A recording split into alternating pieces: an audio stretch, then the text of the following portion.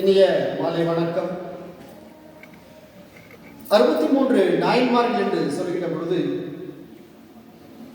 அனைவரும் வாழ்ந்து இறைவன் அடியை அடைந்திருக்கிறார்கள்.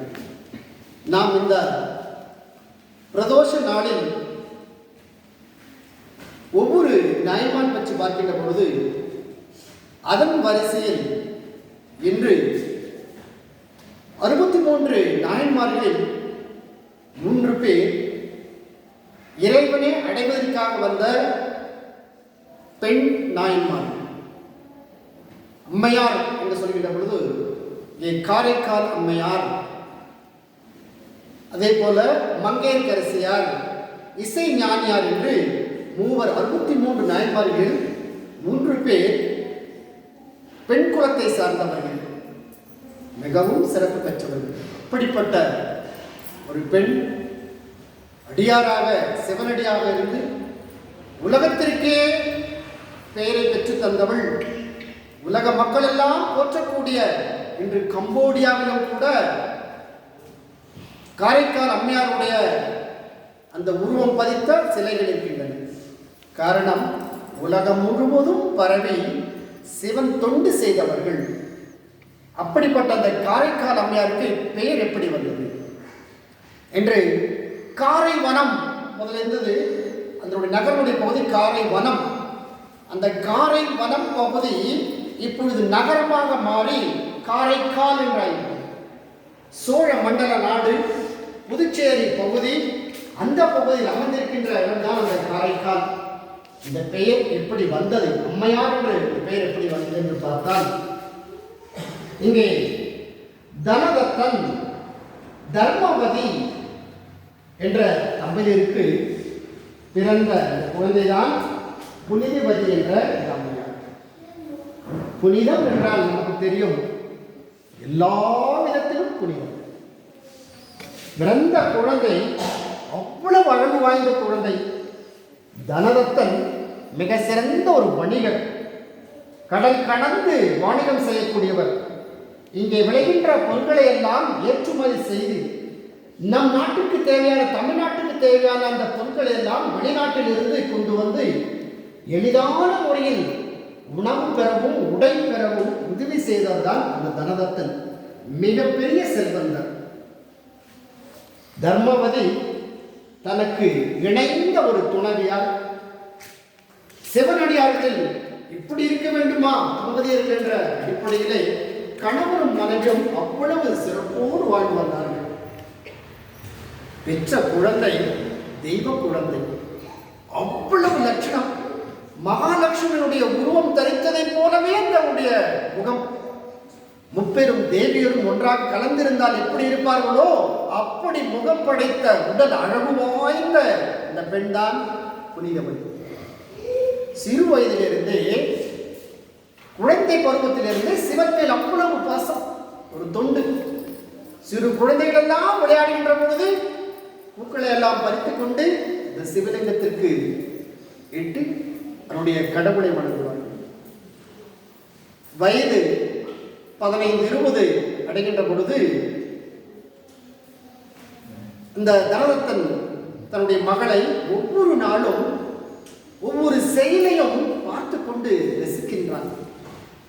மற்ற குழந்தைகளோட நம்முடைய இந்த குழந்தை ஒரு வித்தியாசமான சிவனடியாராக மாறுகின்ற பொழுது ஒரு பக்கம் இன்பம் இருக்கின்றது, இன்னொரு பக்கம் அவளுக்கு திருமணம் செய்து தர வேண்டுமே என்ற எண்ணமும் இருக்கின்றது. இது பெற்றோருடைய கடமை அல்லவா? அவ்வளவு அழகு வாய்ந்த அந்த பெண்ணை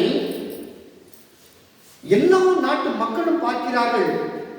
ஆனால் இவள் அந்த கடவுளை வணங்குவதற்காகவே பிறந்தவள் என்பது அவளுக்கு மட்டும் தெரிகின்றது. நாள் ஆக ஆக ஆக அவனுடைய இந்த முகமானது ஒரு பொலிவுடன் காட்சியளிக்கின்றது. யார் பார்த்தாலும் ஒரு லட்சுமிகரமான இவ்வளவு அழகு ஒற்றக்கூடிய விதத்திலே நல்ல சிறப்பான முறையில் வியாபாரம் செய்து வந்தார் தனதத்தன்.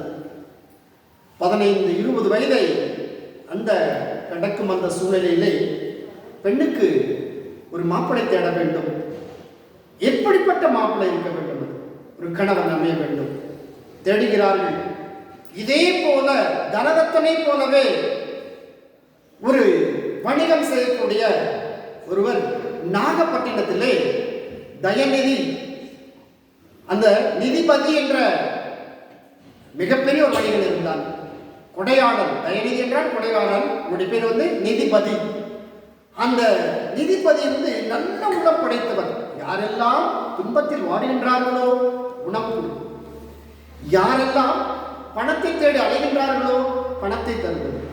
அப்படிப்பட்ட அந்த நிதிபதிக்கு ஒரு மகன் இருந்தான். அவன் பேர் பரமதத்தன். தனதத்தன் தந்தை பெயர், இங்கே கணவனாக வருகின்றவர் பரமதத்தன். அழகு வாய்ந்தவர், எல்லா வகையான சிறப்பை பெற்றவர். பொதுமக்களுக்கு வேண்டி சமூக நிதிகளை எல்லாம் தந்து, அன்னதானங்கள் எல்லாம் படைத்து, உலக உயிர்களுக்கெல்லாம் இன்பத்தை அளிக்கக்கூடிய மிகப்பெரிய ஒரு பரம தத்தன் ஒருவன் இந்த நாகப்பட்டினத்தில் வாழ்ந்து வந்தான். அவர்கள் பேசுகிறார்கள் உறவினர்கள் மூலமாக, இந்த கணவன் வந்தால், மாப்பிள்ளையாக அமைந்தால் இந்த புனிதவதிக்கு ஏற்ற ஒரு கணவனாக இருப்பான் என்று நினைத்தார்கள். அதே போலவாக பெண் பார்த்தார்கள். அவர்களும் மாப்பிள்ளை வீட்டார்தான் இங்கே வருவார்கள். வந்த உடனே பெண் வீட்டாருக்கு அவ்வளவு மகிழ்ச்சி. நம்முடைய ஒரு குழந்தையாக இருந்த புனிதவதி இப்பொழுது திருமணம் ஆகின்றது. அவள் ஒரு குடும்ப நிலை அடைகின்றாள். இந்த குடும்ப நிலை அடைகின்ற பொழுது அவர்கள் மூலமாக ஒரு குழந்தை பிறக்கும். மேலும் இந்த சிவஸ்தலம் நாடு சுபிட்சம் அடையும் என்று நினைத்தார்கள். நாம் ஒன்று நினைக்க இறைவன் ஒன்று நினைப்பார், தெய்வம் ஒன்று நினைக்கும் அல்லவா? அப்படிப்பட்ட அந்த புனிதவதி வளர்ந்து திருமணம் கோலம் அடைகின்ற பொழுது தாய் தந்தையர்களுக்கு அவ்வளவு மகிழ்ச்சி. சரி, காரைக்காலே விழா கோலம் போன்றதை போல சொல்லுவாங்க. கோவலனும் கண்ணகியும் திருமணம் செய்கின்ற அந்த நாளிலே கோவலனுடைய தந்தையும் ஒரு வணிகர், அதே போல கண்ணகியினுடைய அந்த தந்தையும் ஒரு வணிகர் தான். மாசாத்துவான் அவருடைய மாநாயகன். அவர்கள் என்ன சொன்னாங்களாம், இந்த நாள் இனிய நாளில் கோவலனுக்கும் கண்ணகிக்கும் திருமண விழா மிக சிறப்பாக நடைபெறும். இந்த நாட்டில், சோழ நாட்டில் இருக்கின்ற மக்கள் எல்லாம் புடைசூழ வந்து இந்த மக்களை, மணமக்களை ஆசீர்வாதம் செய்வது என்பதற்காக யானையின் மேல் அமர்ந்து கொண்டு அவர்கள் விழா கோலமாக வந்து முரசொலி செய்து யானை மூலமாக ஊர்வலம் வந்து சொன்னார்களாம். இவ்வளவு சிறப்பான விழா. அதே போலதான் அங்கே பரமதத்தனுக்கும் புனிதவதிக்கும் திருமணம் நடைபெறும். காரைக்கால் பகுதியில் இருக்கின்ற அனைவரும் வர வேண்டும். அதே போல நாகப்பட்டினத்தில் இருக்கின்ற மக்கள் எல்லாம் இந்த நாட்டுக்கு வர வேண்டும், சோழ நாட்டுக்கு வர வேண்டும். காரணம், அங்கே அந்த செட்டியாருடைய பரம்பரை நாட்டுக்கோட்டை இந்த காரைக்கால் பகுதி, அந்த பகுதியில் எல்லாம் திருமணம் செய்கின்ற பொழுது பெண் வீட்டில் தான் திருமணம் நடக்கும். மாப்பிள்ளை இருந்தாலும் மாப்பிள்ளை அழைத்து வந்து பெண் வீட்டிலே திருமணம் நடக்கும். அந்த திருமணம் ஊரறிய, இந்த உலகம் அறிய, எல்லோரும் வருகின்ற அளவுக்கு உடைசூழ திருமணம் கோலம் மிக சிறப்பாக நடைபெற்றது. இப்படி ஒரு திருமணமா வணிகர் குலத்திலே எல்லோரும் பாராட்டக்கூடிய அளவுக்கு அந்த விழா கோலம் முடிந்தது, திருமணம் முடிந்தது. இல்லத்தரசிகள் குடும்ப வாழ்க்கை வாழ ஆரம்பித்தார்கள். நல்ல இனியதோர் குடும்பம், ஒரு பல்கலைக்கழகம் என்று சொல்லுகின்ற அளவுக்கு மிக அன்பான குடும்பமாக புனிதவதியும் அங்கே பரமதத்தனும் வாழ்ந்து வந்தார்கள். இந்த நேரத்திலே இப்பொழுது சிவனை வணங்கக்கூடிய நாள், ஒவ்வொரு நாளும் அந்த சிவனை வணங்கக்கூடும். இது அர்ச்சனை. நமச்சிவாய வாழ்க, நாதந்தாள் வாழ்க, இமைப்பொழுது மின்னஞ்சல் நீங்காதான் தாழ் வாழ்க, ஓபழையாண்ட குருமணி தந்தாள் வாழ்க சொல்லிட்டாங்க. ஈசனடி போற்றி, எந்த அடி போற்றி, தேசனடி போற்றி, சிவன்சேவடி போற்றி என்று இந்த வாழ்த்துகின்ற பொழுது நான் அந்த பரமனையே பாட வேண்டும். ஒவ்வொரு நாளும் சிவனடியாருக்கு அமுதை அளிக்க வேண்டும் என்ற எண்ணம் புனிதவதியாருக்கு இருந்தது. எப்படியாவது ஒரு நாள் யாராவது வரமாட்டார்களா, அது உணவு கொடுக்க மாட்டோமா, ஒரு தானம் செய்ய மாட்டோமா, தர்மம் செய்ய மாட்டோம் என்ற எண்ணம், அந்த இளகிய மனம் சிவனடியாருக்கு உணவு அளிக்க வேண்டும் என்ற நாள் முழுவதும் இருந்தது. திருமணம் முடிந்து விட்டது. அந்த பரமதத்தன் வியாபாரத்தில், வணிகத்தில் ஈடுபட்டுக் கொண்டிருக்கின்றான். அவனுடைய கடை என்று சொல்கின்ற பொழுது அந்த வியாபாரம் செய்கின்ற அந்த இடம், அந்த கடை பகுதியில் மக்கள் எல்லாம் திரண்டு கொண்டிருந்தார்கள். அந்த நேரத்திலே அந்த பரமதத்தனுடைய அந்த வணிகர் குலத்திலே பொருள் வாங்கி விற்கின்றவர்கள் அவருடைய தோட்டத்தில் விளைந்த மாம்பழம், மிகவும் அருமையான மாம்பழம், என்னுடைய தோட்டத்தில் விளைந்தது என்று சொல்லி அங்கே ஒரு நண்பர் அந்த மாம்பழத்தை கொண்டு வந்து பரமதத்தனுக்கு கொடுத்தார். 2 மாம்பழம். அந்த மாம்பழத்தை பெற்ற உடனே பரமதத்தன் நினைத்தார், தன்னுடைய வேலையாட்களை அழைத்து இதை கொண்டு போய் வீட்டுக்கு கொடுத்துட்டு வந்திருப்பா, புனிதவதியாருக்காக இந்த பழத்தை கொடுத்துட்டு வந்துருந்தது. அது காலை நேரம் கொடுத்த உடனே கொடுத்துட்டாரு. மத்தியான சாப்பாட்டுக்கு நான் வரேன்னு சொல்லு அப்படின்னு சொன்ன உடனே அந்த வேலையாள் அந்த பழத்தை கொண்டு வந்து புனிதவதியார் கொடுத்தார். புனிதவதியார் அவருடைய வீடுங்கிறது கோயில் மாதிரி, செல்வந்தர் வீடு, நல்ல அழகு படைத்த வீடு. அங்கே சிவலிங்கம் வைத்திருக்கிறார்கள். நல்ல தியானமும் அவங்களுடைய அந்த பஜனையும் அப்படின்னா உள்ளம் உருகி பாடக்கூடியவள், மனதார பாடக்கூடிய அந்த உள்ளம் படைத்தவள் புனிதவதியார். ஒவ்வொரு நாளும் சிவனை வணங்குவார். அந்த நேரத்திலே பூஜை செய்துவிட்டு சமைக்கின்ற பொழுது குளித்துவிட்டு திருநீரிட்டு அந்த கறி சமைப்பாள் என்றால் இங்கே காய்கறிகள் சமைப்பாள். எல்லாம் மருந்து கொண்டு சமைத்துக் கொண்டிருக்கின்ற நேரத்திலே வேலையாட்கள் சொன்னார், இந்த மாதிரி பரமதத்தன் இந்த 2 மாங்கனிகளை தந்தார், மத்தியானம் உணவுக்கு கட்டாயம் வர வேண்டும், தான் வருகின்றேன் என்று சொன்னான் என்று சொன்ன உடனே சமைத்து விட்டால் சமைப்பதற்கு முன்னால் அவள் காய்கறி சமைப்பதற்கு முன்னால் அரிசியை இட்டு வேக வைத்து அதில் தயிர் சாதம் செய்து கொண்டிருந்தாள். காரணம், ஒருவேளை நேரமாகி விட்டால், கறி சமைப்பதற்கு நேரமாகி விட்டால் உணவு உண்பார்களவா, அதற்கு வேண்டி முதலில் அந்த சாதம் செய்து தயிர் சாதம் செய்து வைத்திருந்தாள். இந்த நேரத்திலே ஒரு அடியார் வந்தார், சிவனடியார். ஒரு அந்தணருடைய வேடம் விட்டு, யாருக்கும் தெரியாமல் சிவபெருமான் வருகின்றார். ஒரு அந்தணர் குளத்தில் பார்த்த உடனே பிச்சாண்டவர் சொல்லுவாங்க. பிச்சாண்டவர்னா பிச்சை குடுமா, ரொம்ப பசியா இருக்குமா, தேடி தேடி அலைஞ்சு வந்தேன், இந்த ஊர் கடந்து போகும்போது எனக்கு பசி அதிகமாகிவிட்டது, நீ கேட்டேன், இந்த ஊர்ல காரைக்கால கேட்டேன், யாராவது உணவு அளிக்கின்றவர்கள் யாராவது இருக்கின்றார்கள் கேட்கும் போது எல்லாரும் கையாச்சு ஒரே இடம், இந்த புனிதவதியார் இல்லத்துக்கு போங்க, தனதத்தனுடைய இல்லத்துக்கு போங்க அப்படின்னு சொன்னாங்க. இப்ப திருமணம் முடிந்து இவர் இருவரும் தனியாக இருக்கின்றார்கள். காரணம், தனதத்தன் சொன்னார், திருமணம் முடிந்ததுனாலே எல்லாரும் நாகப்பட்டினத்துக்கு தான் செல்ல வேண்டும், கடவுளுடைய வீட்டுக்கு தான். ஆனால் அவர் சொன்னார், எனக்கு ஒரே மகள், அன்பாக வளர்த்து விட்டேன், ஆனால் இப்பொழுது என்னுடைய மகள் இங்கே இருப்பதற்கு சம்மதம் தந்தால் எனக்கு மனம் அமைதியாக இருக்கும், இன்பமாக இருக்கும் என்று சொல்லி யார் சொன்னார்னா தனதத்தன் சொன்னார். அதை மாப்பிளை ஏற்றுக்கொண்டு பரமதத்தன் அங்கிருந்த காரைக்கால் பகுதியிலேயே அவர் தனி குடித்தனம் இருந்தார்கள். இப்பொழுது பரமதத்தன் வருகின்ற அந்த நேரம் சிவனடியார் வந்து விட்டார். வந்து ரொம்ப பசியுமா சொன்னா, உள்ளம் முருகி போவாள் அல்லவா புனிதவதியா, கருணை உள்ளம் கொண்டவள் அல்லவா, மகாலட்சுமியுடைய வடிவம் அல்லவா, சரஸ்வதியினுடைய கல்வியை பெற்றவள் அல்லவா, அந்த துர்கையினுடைய வடிவம் பெற்றவள் அல்லவா, அந்த லட்சுமணகரம் கொண்ட அவள் பசியை தாங்க முடியாத சிவனடியாரை பார்த்து அமருங்கள் என்று இந்த இலையறிந்து வந்து வேண்டிய உணவு முதலில் அவர் தயிர் சாதம் செய்திருந்தாள். இந்த சாதத்தை விட்டாள், வேண்டிய காய்கறி செய்யலாம். ஐயோ, பசியான நேரத்தில் வந்துவிட்டீர்களே, தருவதற்கு நான் காய்கறி சமைக்கவில்லை என்பதற்காக அவர் கொண்டு வந்த அந்த மாங்கனியில் ஒரு கனியை அறுத்து அதை துண்டாக வெட்டி தொடுவதற்கு சொல்ல முடியா, அந்த காய்கறிக்கு பதிலாக எதை தருகின்றாள், இந்த மாங்கனியை தருகின்றாள். அதை தயிர் சாதம் உண்ட சிவனடியார் அடுத்தது அந்த கனியை எடுக்கின்ற பொழுது என்ன ஒரு அற்புதம், ஒரு அமுதம், அமிர்தம் உண்பதை போல, தேவாமிர்தம் உண்பதை போல. காரணம், பெண்கள் எந்த சமையல் செய்தாலும் கூட மனதார செய்கின்ற பொழுது அது இனிக்குமாம், அது மணக்குமாம், உள்ள நல்ல செரிமானமாகுமாம். காரணம், எண்ணம் போல் வாழ்வு, எண்ணம் போல் உணவு. யார் அப்படி செய்கிறார்களோ அந்த வீடு வந்து சுபிட்சமாக இருக்கும். அந்த பெண்ணினுடைய ஆவது பெண்ணாலே அழுவது பெண்ணாலே சொல்லுவாங்க. எல்லாம் நன்மைகள் நடப்பது என்பது அந்த பெண்ணினுடைய கையில் தான் இருக்கின்றது.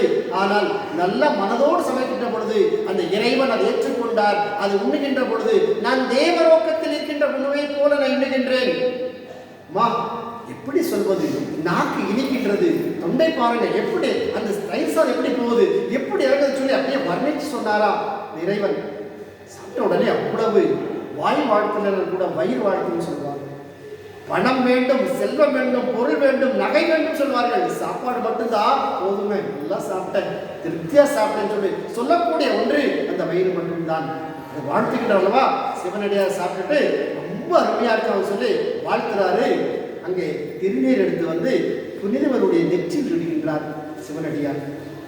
என்ன பாக்கியம் செய்தேனோ, இந்த அடியார் வந்துட்டாரு, யாருன்னு தெரியாது, அடியாருக்கு உணவளிப்பது அல்லவா, உணவளித்த பின்னாலே அவ்வளவு மகிழ்ச்சிகரமா போயிட்டு வரம்மா, தீர்க்காயுஷ்மான் சொல்ல மாதிரி நல்லா இருங்க, குடும்பம் சிறப்பா இருக்கட்டும் சொல்லி வாழ்த்துட்டு சிவனடியார் கொடுத்தார். இப்போ மதிய நேரம் பரமதத்தர் வீட்டுக்கு வர்றார். ரொம்ப ஆசையோடு வந்தாரு. வந்துட்டு இப்போ உணவு சமைச்சிருக்காங்க. சமைச்ச உடனே அவருக்கு வேண்டிய அந்த உணவு கொடுத்த பின்னால ஒரு மாங்கனி 2 கொடுத்த இல்லையம்மா, அந்த மாங்கனி எடுத்துட்டு வாங்க. ஒரு மாங்கனி தான் இருக்கு, அந்த ஒண்ணு வந்து அறிந்து அப்படி கொடுக்குறாங்க. சாப்பிட்டுட்டாங்க. தோட்டத்துல என்னுடைய நண்பனுடைய தோட்டத்தில் விளைஞ்சதா, சரியா நல்லா இருக்கு, இன்னொன்று எடுத்துட்டு வாங்க. ஒன்று வந்து சிவனாரி கொடுத்துட்டாரு. இப்போ மாங்கனி இல்லை, எப்படி சொல்றது, சிவனடியார் ஒருத்தர் வந்தாருங்க, அவர்கிட்ட கொடுத்துக்கிட்ட அவர் சாப்பிட்டாருன்னு சொல்லணும். அதை வந்து முதல்ல அவங்க சொல்லலை, விட்டுட்டாங்க. இப்போ ஏதோ தவறு நடந்துருமோ கணவனுக்கு சொன்னா, அதை முதலே சொல்லியிருக்கணும் அல்லவா. அவங்க என்ன நினைச்சாங்க, புனிதவதி ஒன்று கொடுத்துட்டு இன்னொன்று நான் சாப்பிட்டேன்னு நினைப்பாரு, ஒன்னோட அவர் வந்து நிறுத்திடுவான்னு நினைச்சாங்க. அவர் இன்னொன்று கொடுத்து வர சொல்லிட்டார். சீக்கிரமா நல்லா இருக்கு, டேஸ்டா இருக்கு, கொடுங்கான்ட்டாரு. இப்ப எப்படி கேட்குறது? யாராவது வந்துட்டு போயிட்டு போனானா, என்கிட்ட சொன்னிய முதலே கேட்ட இல்லையா, வந்த உடனே வீட்டுக்கு வந்த சொல்லணும் இல்லையா அப்படின்னு தவறா நினைப்பாரோங்கிற எண்ணத்தினால பயந்து போய் உள்ள அந்த அடுப்பு பக்கத்தில் போய் நின்று அவரு வெளியில் உட்கார்ந்துருக்காரு. உள்ள போய் சிவபெருமான் வணங்குறாங்க. ஐயனே, இந்த வீடு மாங்கனி கொடுத்ததற்கு வேண்டி, சிவனை அடியாருக்கு தொண்டு செய்த வேண்டி, பசியை அடைக்கிறதுக்கு வேண்டி என் வீட்டில் ஏதோ நடந்து போயிருமோ, பிரச்சனை ஏற்படுமோ அப்படிங்கிற பயத்தினால எப்படி இறைவனை உருகி வணங்கணுமோ கண் கலங்கி இறைவனை வணங்குறாங்க. அந்த பித்தா பிரேசன்னு சொல்லுகின்றார். இந்த வாக்கிற்கு நம்ப சுற்றுணை வேதியில் சோதி வானவன் என்று சொல்லக்கூடிய அளவுக்கு அந்த இறைவனை வணங்குகின்ற பொழுது தானாக மேலிருந்து மாங்கனி கையில் கொள்கிறது. இறைவனை வணங்கியதற்காக கிடைத்த ஒரு பத்தினி என்பதற்காக, உத்தமி என்பதற்காக, இத்தனை நாள் இறைவனை வணங்கியிருக்க வேண்டிய கிடைத்த பரிசாக, சிறு குழந்தை முதலே இறைவன் மேல் கொண்ட அன்பின் காரணமாக, ஒரு நாளும் தவறாமல் இருந்த அந்த அன்பின் காரணமாக இந்த மாங்கனி வந்தது. இந்த மாங்கனியை துண்டாக வெட்டி பரமதத்தனை கொடுக்கின்ற பொழுது அது சாப்பிட்டானா முதல் சாப்பிட்டதோட தேவாமிரதமா இருக்கு. இப்ப கேட்கிறாங்க, முதல் கொடுத்த அந்த கனியை விட இந்த கனி ரொம்ப இனிப்பா இருக்கு, இன்னொரு கனி கிடைக்குமா? இது எப்படி? இப்போ ஒரு சந்தேகம் வந்து, அந்த கனி வேற, இந்த கனி எப்படி கிடைக்குது? ரெண்டும் ஒரே டேஸ்டா இருக்கணும் இல்லையா? ஆனா இது அதை விட 1000 மடங்கு இனிப்பா இருக்கு, தேவாமிர்தமா இருக்கு, எனக்கு இது வேணும்டா இருக்கு. இப்ப திருப்பி எப்படி கேட்கு? இப்பதான் உண்மையை சொல்றாங்க. ஐயனே, சிவனடியார் ஒருத்தர் வந்தாரு, அவருக்கு ஒரு மாங்கனியை கொடுத்துட்டாங்க. ஒரு மாங்கனி தான் இருந்தது. இப்போ நீங்க கொடுத்துட்டு இன்னொன்று நான் சாப்பிடுவேன் நீங்க நான் நினைச்சிட்டு இருந்தேன், ஆனா நான் சாப்பிடவே இல்லை. நீங்க 2வது கனியை கேட்டுட்டீங்க. அது வந்து சிவனடியார் கொடுத்ததுதான் அப்படின்னா, எந்த சிவனடியார் வந்து இந்த மாதிரி மாங்கனி கொடுக்கணும் சொல்லுங்க பார்க்கணும். நான் நம்ப முடியாது. அங்க ஒரு விரிசல் ஏற்படுகின்ற அளவுக்கு எந்த சிவனடியார் வந்து அவனுக்கு மாங்கனி இப்படி தர முடியும்? கேட்ட உடனே கொடுத்துருவாரா? இப்போ நான் அப்படிதான் வாங்கிட்டு வந்தேன், அது நான் நம்ப முடியாதுங்கிற மாதிரி சொல்லிட்டார். இப்போதான் உங்களுக்கு மனசுல ஒரு துன்பம்னா, இது சொல்ல முடியாத அளவுக்கு, வெளியே சொல்ல முடியல, இவர்கிட்ட சொல்ல முடியல, எப்படி பேசணும்னு தெரியாம அப்படியே மனசு குழம்பி இருக்கின்ற பொழுது, இப்பொழுது நீங்க வாங்க, உள்ள வாங்க அப்படின்னு சொல்லி அந்த பூஜை அறைக்கு போயிட்டு அந்த கடவுளை வணங்குறாங்க. இத்தனை நாள் உங்களை நான் வணங்கியது உண்மை என்றால், சிறு குழந்தை முதலே பிரார்த்தனை செய்தது, அர்ச்சனை செய்தது உண்மை என்றால், இன்னொரு கனி எனக்கு வேண்டும் இறைவா என்று வணங்கிய அந்த நேரத்திலே அவங்கள் மந்திரத்தை சொல்லி சொல்லி சொல்லி வருகின்ற பொழுது ஒரு மாங்கனி பரமதத்தின் கண் முன்னாலேயே அந்த புனிதருடைய கைக்கு அந்த மாங்கனி விழுகின்றது. அதை பரமதத்தன் பார்த்து கொண்டே இருக்கின்றான். அதே நேரத்தில் அதே மாங்கனி கிடைக்கின்றது. கிடைத்தவுடனே பரமதத்துக்கு தரவில்லை, பார்த்து கொண்டே இருக்கின்றான். அந்த மாங்கனி பார்த்தீர்களா? இன்னொரு கனியை பார்த்து விட்டேன், மறைந்து விட்டேன். முதல்ல அந்த கனி அப்படிதான் வாங்கி கொடுத்தேன், இப்ப நீ கேட்டதற்கு வேண்டி இறைவனை கிட்ட கேட்டேன், இந்த கனி கிடைச்சதுன்னு சொன்ன உடனே பரமதத்தனுக்கு அங்கே நிற்க முடியல, நடுக்கும். பா, தவறா நினைத்து விட்டோமோ. ஆனால் புரிந்து விட்டது, இவள் பெண் அல்ல, இவள் தெய்வ வடிவமாக வந்தவள், லக்ஷ்மியினுடைய வடிவமாக வந்தவள். இவள் பெண் அல்ல, இந்த என்னுடைய மனைவி என்று சொல்வதற்கு பெருமையாக இருக்கின்றது. ஆனால் தேவிகை ஒரு தேவதையுடன், ஒரு கடவுளுடன் வாழ்ந்து கொண்டிருக்கின்றேன். இவளுடன் எல்லாரும் நடத்துவதற்கு நான் தகுதி கிடையாது, அவள் தெய்வமாகவே இருக்கட்டும் என்று நினைத்து இப்பொழுது கேட்கின்றான் புனிதவதியிடம். புனிதவதியாரே, நீங்கள் உத்தரவு தந்தால் நான் இத்தனை நாட்கள் இங்கே இருந்து வியாபாரம் செய்து கொண்டேன், இதற்கு மேல் கடல் கடந்து நான் வியாபாரம் செய்ய வேண்டும், நான் உங்களுடைய உத்தரவுக்காக நான் வேண்டிக் கொண்டிருக்கின்றேன் சொல்லும்போது, வியாபாரமே செய்ய வேண்டும், செல்வத்தை பெருக்க வேண்டும், இந்த நாட்டு மக்களுக்கு அன்னதானம் செய்ய வேண்டும், அது வேண்டிய உடை கொடுக்க வேண்டும், உணவு தர வேண்டும், நீங்கள் போய் வாருங்கள் என்று புனிதவதியாரும் சொல்ல அந்த உத்தரவத்தை பெற்று கொண்டு அவன் செல்கின்றான். இங்கே பாண்டி நாட்டுக்கு செல்கின்றான். பாண்டி நாட்டுக்கு சென்ற உடனே இங்கே மதுரைக்கு சென்று அங்கே பார்க்கின்றான், என்னுடைய மனைவி தெய்வம், அவளிடம் தெய்வத்துடன் நான் குடும்பம் நடத்துவது என்பது இயல்பானது அல்ல, அவள் தெய்வமாகவே இருக்கட்டும், புனிதத்தை கெடுக்கக்கூடாது என்று நினைத்த அந்த பரமதத்தன் அங்கே ஒரு பெண்ணை பார்த்து திருமணம் செய்கின்றான். அவருக்கு ஒரு குழந்தை பிறக்கின்றது. அந்த குழந்தைக்கு புனிதவதியார் பேர். சில ஆண்டுகள் வாழ்ந்த உடனே இந்த வாழ்கின்ற செய்தி மதுரை நாட்டில் தான் இருக்கின்றார் என்ற செய்தியை உணர்ந்த உடனே எல்லாம் தெரிஞ்சிருச்சு. யாருன்னா யாருக்கு தெரியுதுன்னா புனிதவதியாருடைய அந்த உறவினர்களுக்கு தெரிந்து, நான் பார்த்தேன், மதுரையில பார்த்தேன், என்னுடைய கணவனை பார்த்தேன், அவர் குடும்பத்தை அவர் வாழ்ந்துட்டு இருக்காரு, ஒரு பெண் குழந்தை இருக்குன்னு சொன்ன உடனே இத்தனை நாள் கணவன் வருவான் வருவான் என்று எதிர்பார்த்து கொண்ட புனிதவதி, என்னுடைய கணவன் என்னை விட்டு பிரிந்து இன்னொரு திருமணம் செய்து வாழ்ந்து கொண்டிருக்கின்றானா? கோபப்படவில்லை, இருக்கட்டும். இப்பொழுது உறவினர்கள் புனிதவதி அழைத்து கொண்டு பாண்டி நாட்டுக்கு போறாங்க, மதுரைக்கு போறாங்க.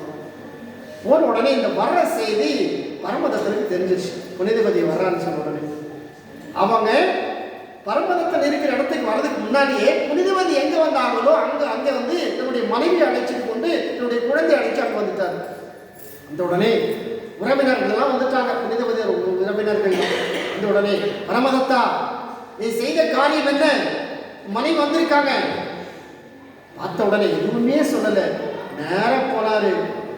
என்னுடைய பிறந்த குழந்தை, இந்த குழந்தை தான், அவங்க இந்த குழந்தைக்கு நான் புனிதவதியார் என்ற பெயரை வைத்திருக்கின்றேன் சொல்லி யாரிடம் சொல்கின்றான்? தன்னுடைய மனைவியிடம் சொல்கின்றான், இதனுடைய மனைவி, ஆனால் நீ தெய்வம் என்று நினைத்து அந்த 3 பேரும் அந்த பரமதத்தன் புனிதவதியாருடைய காலில் விழுகின்றான்.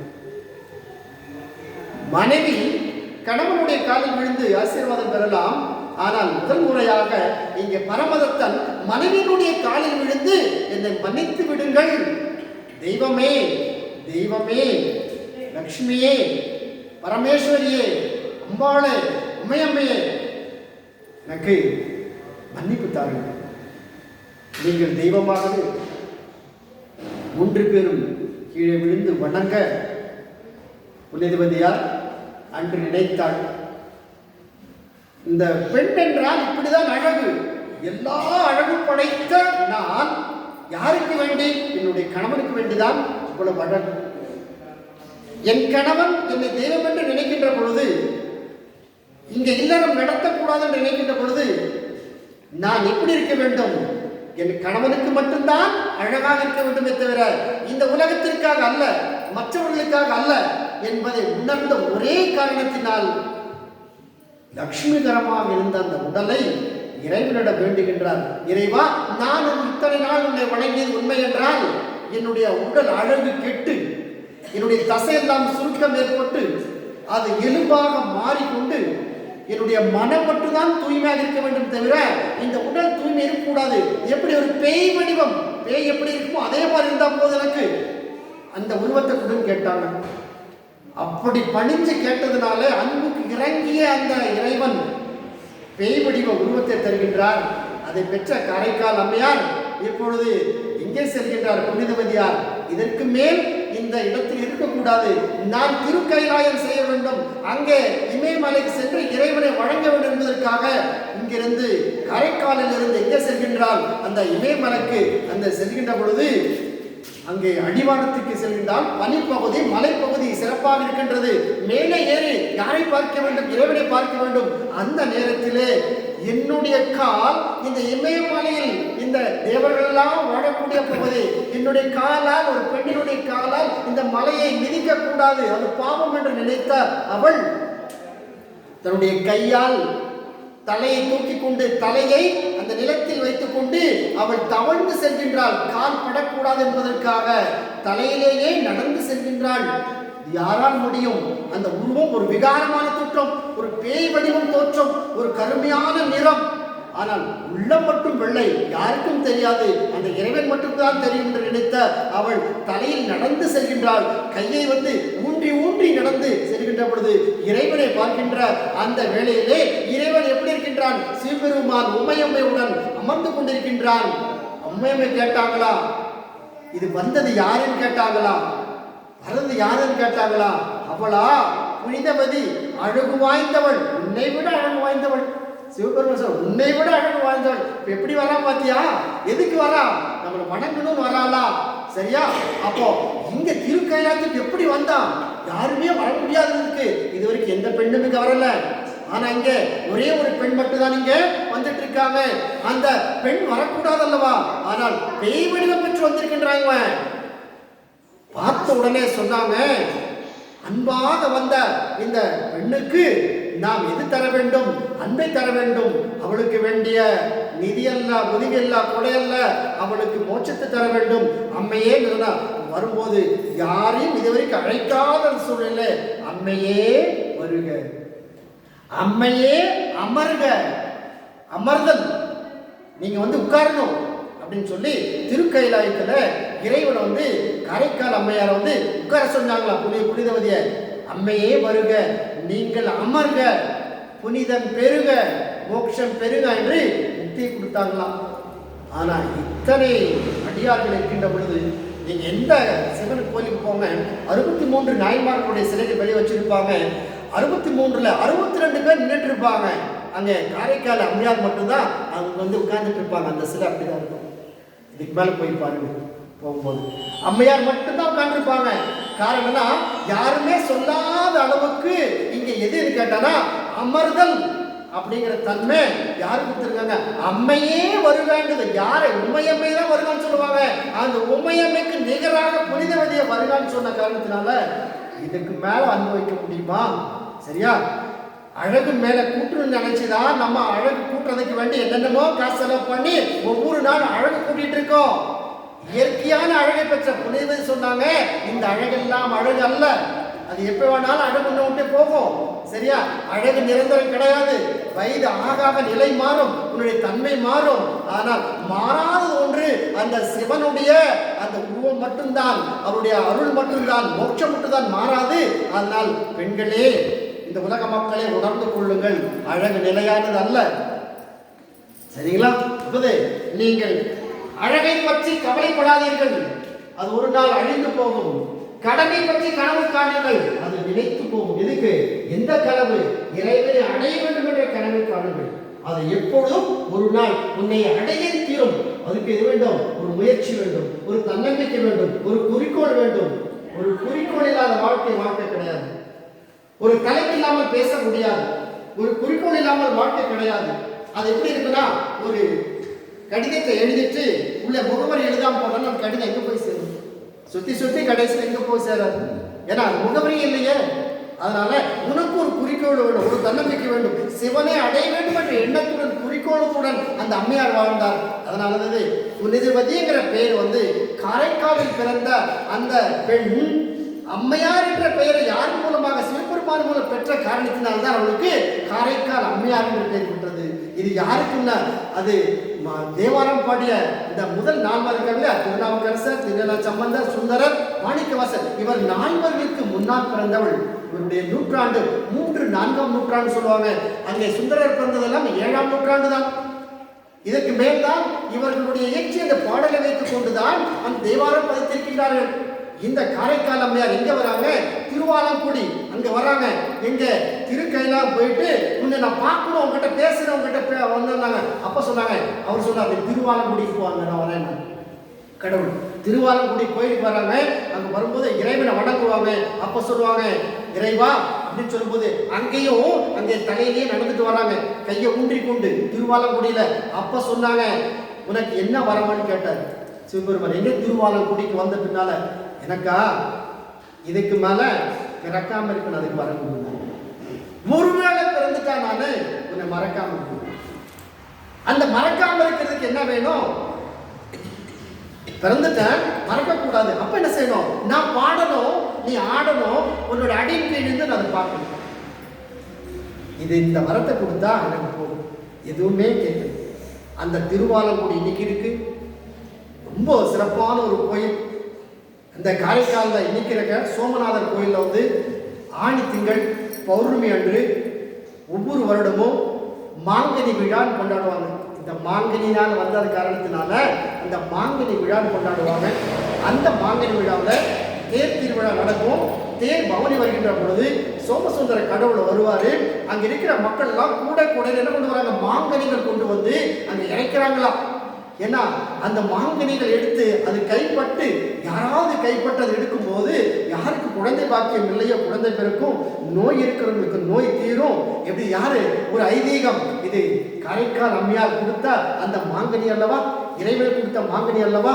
அந்த மாங்கனியை கேட்டு பார்க்கணும் என்பதற்காக ஒவ்வொரு நாளும் அந்த விழாக்கோலம் 26 நாட்கள் நடக்கும். எல்லா ஊர்களிலும் இந்த மக்கள் வருகிறார்கள். அப்படிப்பட்ட அந்த கோயில் தான் சோமசுந்தரர் கோயில். அது காரைக்கால் இருக்கு. அங்க போயிட்டு வாங்க. இந்த திருவாலங்குடிங்கிறது காரைக்காலமையார் பார்த்த இடம். இது 4ஆம் நூற்றாண்டு. அதற்கு பின்னால் வந்தவர்கள் அடியார்களுக்கெல்லாம் மூத்தவர், பெண் அடியார்களுக்கெல்லாம் மூத்தவர், மற்ற நாயன்மார்களுக்கெல்லாம் மூத்த அடியாராக காரைக்கால் அம்மையார். அதனால உடம்பு அழகு என்பது முக்கியம் அல்ல, உன்னுடைய மனம்தான் முக்கியம் என்ற செய்தியை யார் மூலம் பார்க்கிறோம்? காரைக்கால் அம்மையார் மூலம் பார்க்கிறது. நாம் வாழ்கின்ற வாழ்க்கையா செல்வந்தர் குடும்பத்தில் பிறந்த தனரத்தனும் பணக்காரன், அதேபோல பரமதத்தின் மனக்காரன். எனக்கு பணம் வேண்டாம், காசு வேண்டாம், எனக்கு நகை வேண்டாம், பொருள் வேண்டாம், செல்வம் வேண்டாம், அழகு வேண்டாம். யார் வேண்டும்? இறைவன் பிறந்ததற்காக இறைவனை யார் அடைய முடியுமோ அந்த பக்தி மட்டும்தான் காரணம். தூய்மையான பக்தி இருந்தால் இறைவனை அடைய முடியும் என்ற செய்தியை காரைக்கால் அம்மையார் மூலம் நாம் பார்த்திருக்கின்றோம். இப்படிப்பட்ட பக்தி தான் சிறந்தது. இப்படிப்பட்ட பக்தியை நாம் எப்படி பெற வேண்டும்? இந்த சத்சங்கத்தின் மூலமாகவும், இறைவனை பாடுகின்ற மூலமாகவும், இந்த சிவபுராணத்தை ஒதுகின்ற மூலமும், பஜனை மூலமாகவும், இந்த பிரதோஷத்தில் கலந்து நாம் அருளை பெறுகின்ற மூலமாக தான் பெற முடியும். நாளுக்கு நாள் இறைவனை நினைத்தால் அடைவது சாத்தியம். ஒரு குறிக்கோள் எல்லாரும் இருக்கணுங்கிற செய்தியை காரைக்கால் அம்மையார் மூலமாக நம்ம தெரிஞ்சுக்கிறோம். இந்த அற்புதமான இந்த நாளில், பிரதோஷ நாளில் எல்லா ஊர்களிலிருந்து இங்கே இந்த அபிஷேகம் செய்து ஆராதனை செய்து சிறப்பான பஜனைகள், சிவபுராணம் படித்து உரையை கேட்டு நாம் அமர்ந்திருக்கின்றோம். இப்படிப்பட்ட ஆனந்த் சாமியினுடைய அருட்செய்களும், பல குரு கிருஷ்ணானந்தாச்சாரியனுடைய அருட்செய்கள் அனைவரின் மூலமாகவும் இங்கே வந்திருக்கோம். அனைவருக்கும் நம்முடைய அன்பு கலந்த இந்த நன்றியை கூறிக்கொண்டு எல்லோரும் சிறப்பாக இருந்து எல்லா வளமும் பெற வேண்டும் என்று வாழ்த்து விடைபெறுகிறேன். நன்றி, வணக்கம்.